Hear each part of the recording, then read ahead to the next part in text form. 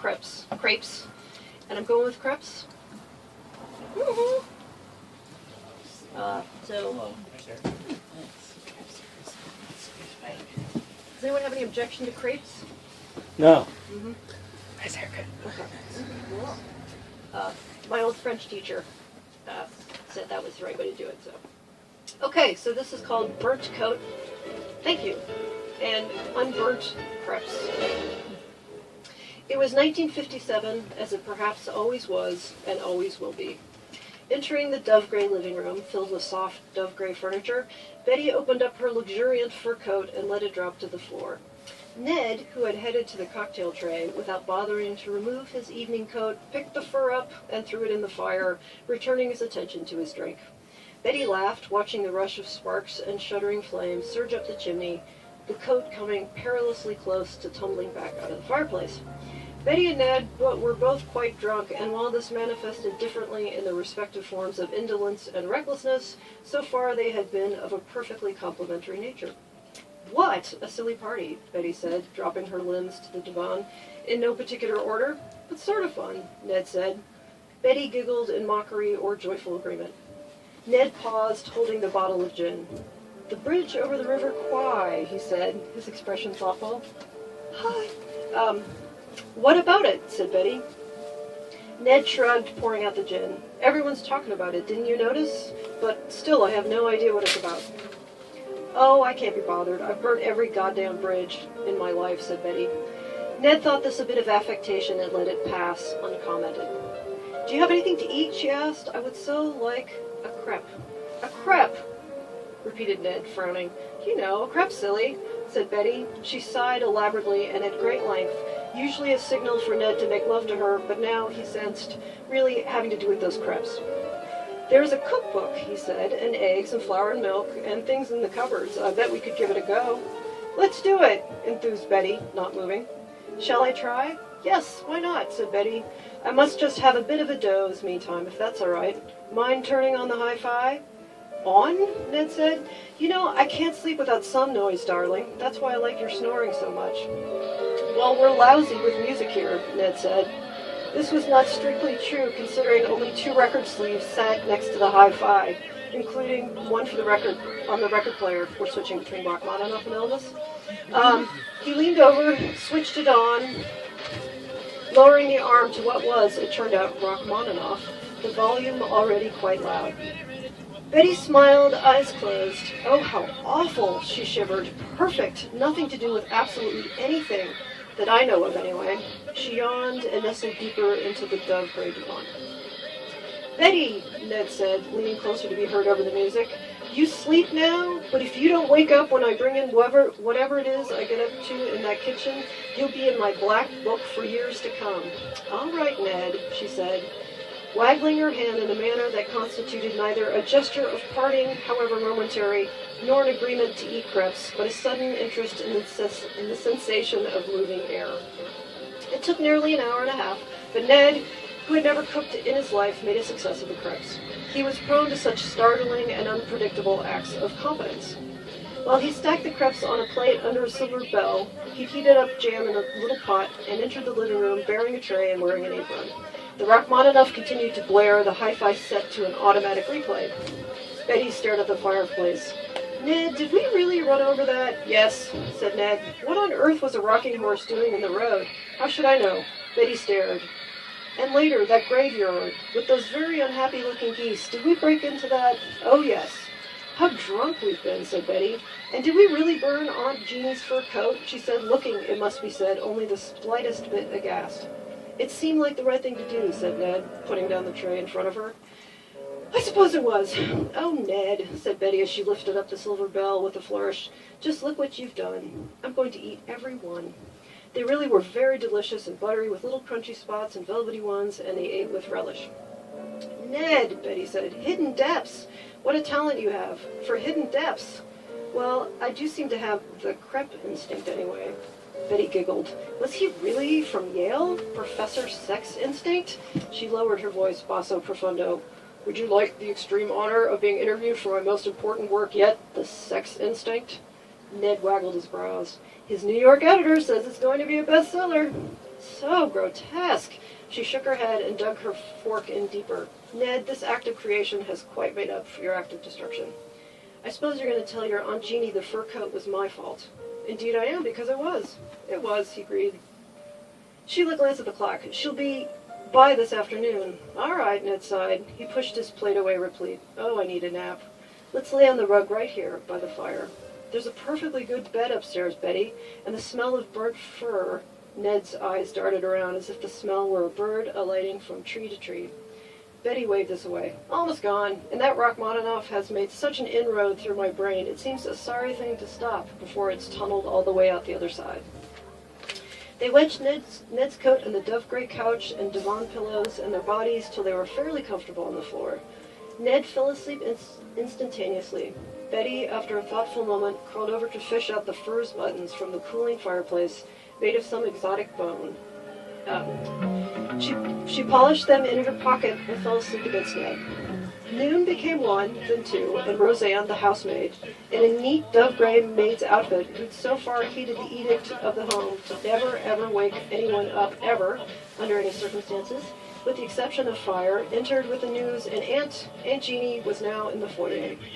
Oh, goodness, said Betty. Do make some coffee like a dear, will you, Roseanne? And send Meanie Jeannie in. She's not the least bit mean, said Ned. No, but it rhymes so nicely. It's like calling one of those gigantic men who toss people out of bars tiny. Aunt Jeannie, Meanie Jeannie, Dr. and Mrs. Jean P. Wafer entered, a tiny woman with heavily lacquered graying blonde hair, a fur coat, and a cane. Aunt Jeannie, greeted Betty. Terrible news. Last night we burned that delicious sable you gave me, and we were so drunk we couldn't even work up a healthy regret about it till now. Aunt Jeannie's eyes filled with tears. Oh no, said Ned. Aunt Jeannie turned her head, repressing a sigh. Betty turned to Ned. Oh, Ned, we're awful. Perhaps you can make her some of those crepes. Crepes, honestly. Ned shook his head. Perhaps he did, in fact, have the crepe instinct, as he knew they do no good. Aunt Jeannie continued to weep through coffee, tea, toast, and some sort of argument Roseanne the maid seemed to be having in the kitchen with her boyfriend. Finally, Aunt Jeannie could speak. How can you bear that Rachmaninoff? She asked through her handkerchief. You do get used to it, said Betty. It feels ennobling. She sighed and looked out the window. Although I thought I heard Elvis at one point when I was sleeping, crooning along. Ned made a face. He wasn't a jealous fellow by nature and had been and would be indifferent to Betty's lovers past, present, and future. But there was something about just mentioning Elvis fellow that made him want to smash a dove-gray lamp. Aunt Jeannie smiled, and then her eye drifted to the fireplace. Did Uncle Jake give it to you? Asked Betty, before you gave it to me, that sable? Aunt Jeannie nodded. They discussed the fire, the fur, what the coat had looked like on fire, fires, arsonists, bears accidentally caught on fire by campfires, and Uncle Jake's infrequent gifts for another hour. Uncle Jake came up from the slums the very worst, said Betty in an aside to Ned. Oddest conception of money, would put together a positively palatial apartment for Aunt Jeannie on the Upper West Side, but say buying her flowers was too expensive. Still, she wrested a few fur coats out of him, but she had to get cancer for that. Didn't you, Aunt Jeannie? That's right, sighed Jeannie. Double mastectomy. He finally caved. He was very good to me, though, you know. Ned, expression blank, as he had grown intensely bored, nodded. Roseanne entered with a tray of sandwiches. Oh, lovely, said Betty. Might I have some scrambled eggs as well? Getting towards the end here. One very long day later, after Betty pestered Ned for crepes, protestations of undying love, expressions of regret about the coat, love-making, and a trip to Bermuda, they sold the third of Ned's 4 cars. With the money, they bought Aunt Meanie Jeannie a new sable fur that they had sent over with a bottle of champagne. Aunt Jeannie had been most touched. 2 years later, after Betty and Ned had married, honeymooned in Bermuda, attended Aunt Jeannie's funeral, opened an expensive and rather awful steakhouse in Maine, traveled across Europe, had a stillborn child, and divorced, Betty sold the buttons from the burnt fur coat to a second-hand haberdasher. She discovered them squirreled away in her jewelry box and somehow found herself unable to throw or give them away. Betty emerged from the haberdashery store and, seeing the vagrant she'd noticed on the way in sitting on the stoop, handed him the money from the buttons to him, like money did not quite exist, which she sensed and quite rightly hated her for. I'm only giving you this money, old friend, if you go get pancakes, she said to him with a wink. A real pancake breakfast. She glanced around, gauging at the light on the buildings. Or pancakes for lunch, as it were. No, wait, good Lord, early dinner? Oh, I do have a hangover. He agreed to the pancakes in a manner that indicated he wouldn't get pancakes, and he knew she knew he wouldn't. Communist, he said to her after a moment. The defiance behind this caught her attention for a moment, but she was uninterested. As she eyed him, skimming over his matted gray beard, unkempt hair, and palatable air of desperation, her mind wandered. She thought of how she never quite knew what Marxism was, of spies. She'd read an article that morning, of what kind of coats spies wore, of fur coats, of what naughtiness her Persian cats might be getting up to in her newly renovated penthouse. And then the wind stirred a candy wrapper around her ankle, a kind she had stolen from a 5 and dime as a child, and she thought of destiny, of pain, and of a missing alimony payment. Then, in her neat black mink stole and matching hat, with a finality and deliberation that belied the fact she never intended to do anything else, she left. And that's that.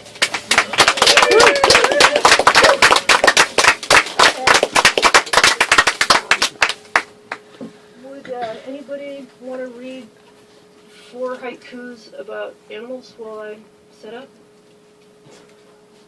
Yeah, all right. Great, thank you.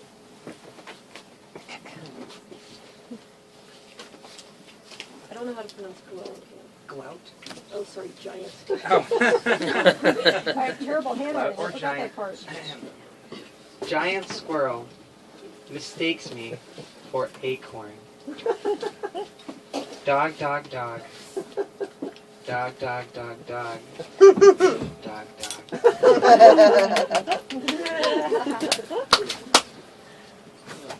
What really plays with the form? Heart like an angry, cornered hamster. I think. Yep. Coke. Cooth. Does anyone know how to say coelacanth? Coelacanth. Coelacanth. Coelacanth. Coelacanth. Thank you. Wow. Smart crowd here. Disturbingly old. Indescribable. Indescribably old. Starkly. Starkly a fish. This is fast. Sorry, choose. Choose sea rocks. That's right. That's beautiful. Well, thank you. So real. Can you do the dog one again? Yeah. Dog, dog, dog. Dog, dog. Dog, dog. Dog, dog.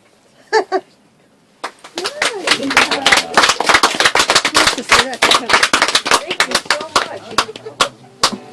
Gilmore, will you say that to Porter sometime? Yeah, I would be glad to. Small space. Okay. You are awesome for being here and staying here. Okay. This is a weather weapon cover. Alright. Hey, I got something to say now, 'cause you're alone. Looking like a left to us alone. Hey, I don't like it either, and it's not something to take lightly. But it's been a long time coming, and I have my reasons. Maybe murder, maybe murder. Maybe murder, maybe murder. Will you take the weapon down to the river's edge, where the willow trees bend, the kids all leave the beer cans? Will you throw it in, and with the final splash, only you and I will know just what's happened. Maybe murder, maybe murder. Maybe murder, maybe murder. Oh, just 'cause I'm capable of murder, baby, doesn't mean I don't love you. If you trust say you'll marry me, then you should trust me enough to see this through. Trust me, trust me, trust me, trust me, trust me, trust me, trust me, trust me.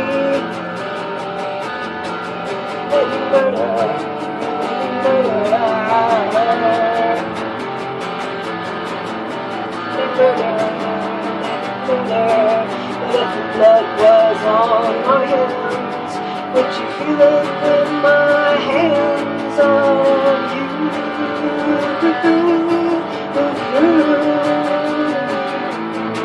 If the blood was on my hands, would you feel it when my hands are on you?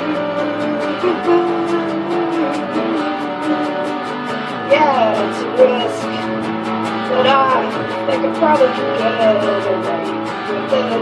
No one can tell you who, no, can't tell you why.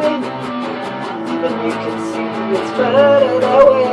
There's never very much you could ever say. But look into my eyes and see all the love I have for you. That's never gonna change.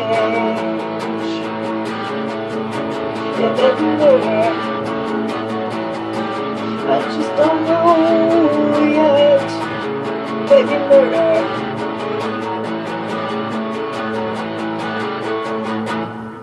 Woo! Thank you. Alright. Sensitivity? Are we in the mood for some sensitivity now? What are we doing? Sure. Yeah. Alright. It's the one of the few Yip songs I remember. Off of our final epic record, The Seven Pillars of the Yips. So, yet another T.E. Lawrence reference, which I can't seem to stop making. Alright. As true then, as true now, as true possibly forever.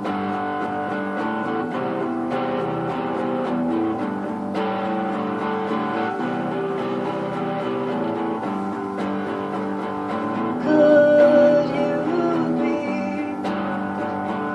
patient with me?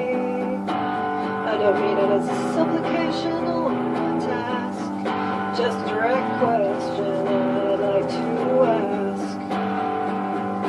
Could you try to take some time to get to know me, so you can show me that everything's alright, everything's alright.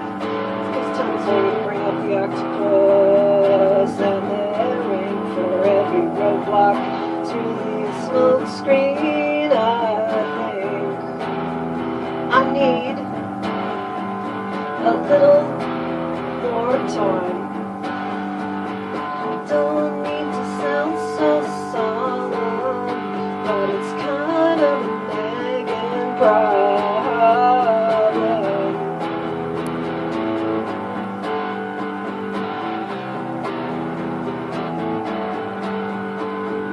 Could you be patient with me? And I'm as patient as I can be with you, with you, with you, yeah.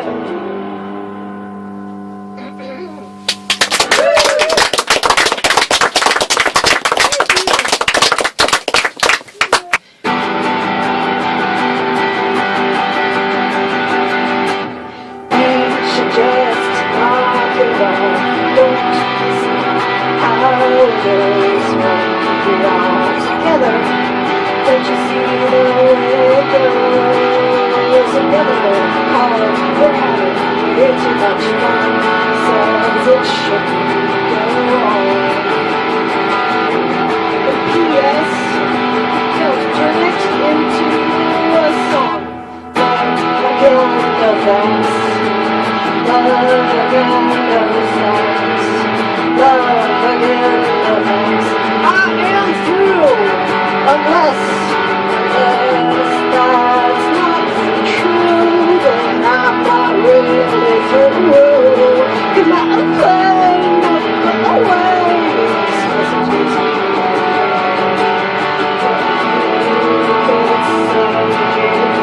Messages are hard to get.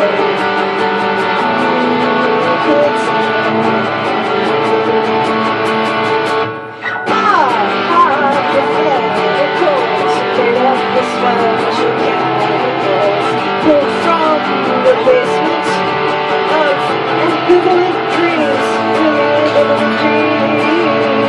Just because of this idiosyncrasy, it does not mean I'm not a practical being. I dream of the world. I'm practical.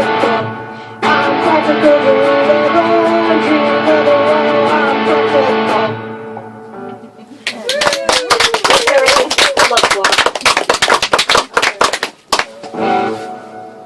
I was going to do an instrumental, so I'm going to try to have the courage to do that because it's new and kind of a fucking mess, but okay. It's sort of a meander.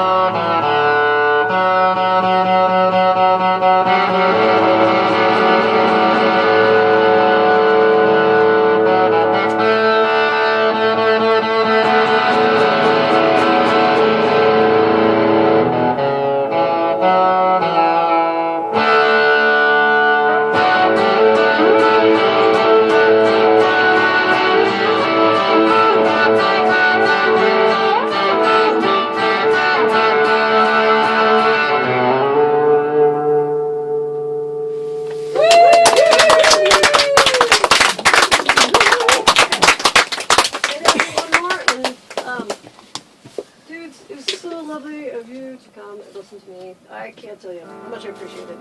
So let's just hope the motor coordination kind of holds. So I'm going to try to do a new one. Because that's how I tend to do things. Force myself to do new stuff.